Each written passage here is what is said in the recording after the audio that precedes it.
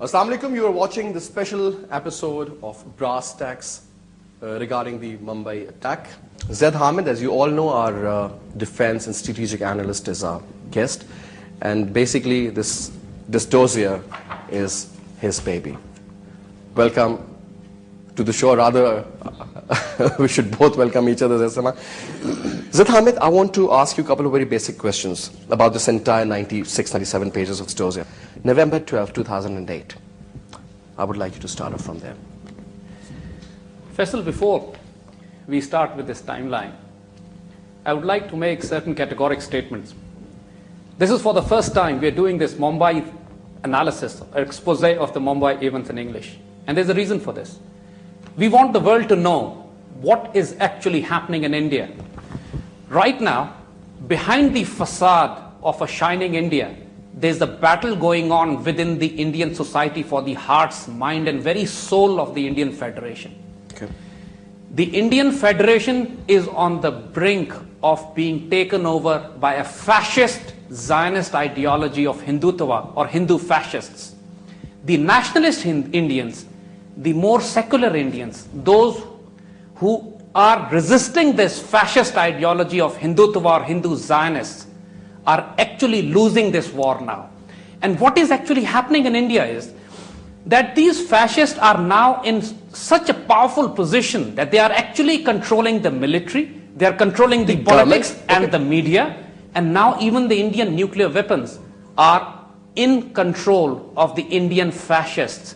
The biggest threat to the world in the 21st century would be if those perpetrators of the violence against, those who believe in violence against minorities, those who believe in violence against the untouchables, those who believe in the superior ideology of Hindu supremacy, if they control the Indian Federation, if they control the nuclear weapons of the Indian state, the world is no more a safer place to live. The world would not be a safer place. And this has actually happened in India already.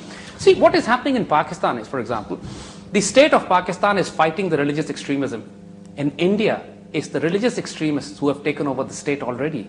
And this Mumbai thing is perhaps the most glaring example of the fact that Indian Federation has now succumbed to the pressures of the fascist Hindu ideology. I'll tell you something very interesting before we come to the Mumbai thing, as you said of the timeline.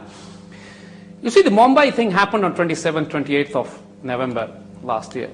And before that, for quite some time, a massive wave of terrorism was going on in India. Violence against Sikhs, violence against the Christians, violence against Muslims, violence non-Hindus basically. Non-Hindus and minorities, even the Hindu minorities of Dalits and Shudras who are untouchables within the Indian society itself. In the 21st century, it is almost unthinkable to assume that the biggest so-called democracy of the world has got hundreds of millions of people who cannot be touched, who cannot sit next to the upper caste, who cannot eat with them, he cannot be in their company. Untouchables, basically. That's what they believe in, yeah? The untouchables. So the violence within the Indian society has been intense.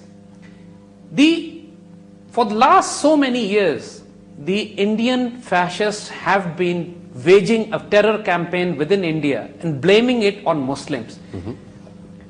But in the early weeks of November last year, what actually happened was that a very fine Indian police officer, Hemant Kurkure, he was investigating certain terrorist acts in India, and suddenly he stumbled upon a massive cartel of fascists who was actually waging a terror campaign in the Indian Federation.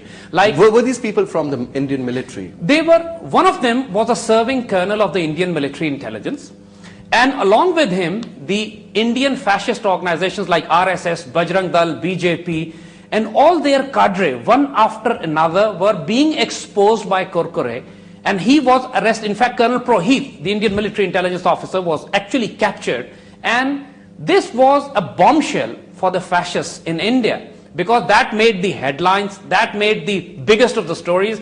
And previously, a few years back, there was a bomb explosion in a Samjhauta Express train. It's the train which runs between Pakistan and India.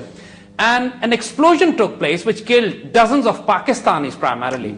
Mostly about 70, 75 Muslims. And the allegations were levied against Jamaat-ul-Dawa or Lashkar-e-Taiba or against Pakistan for carrying out that carnage.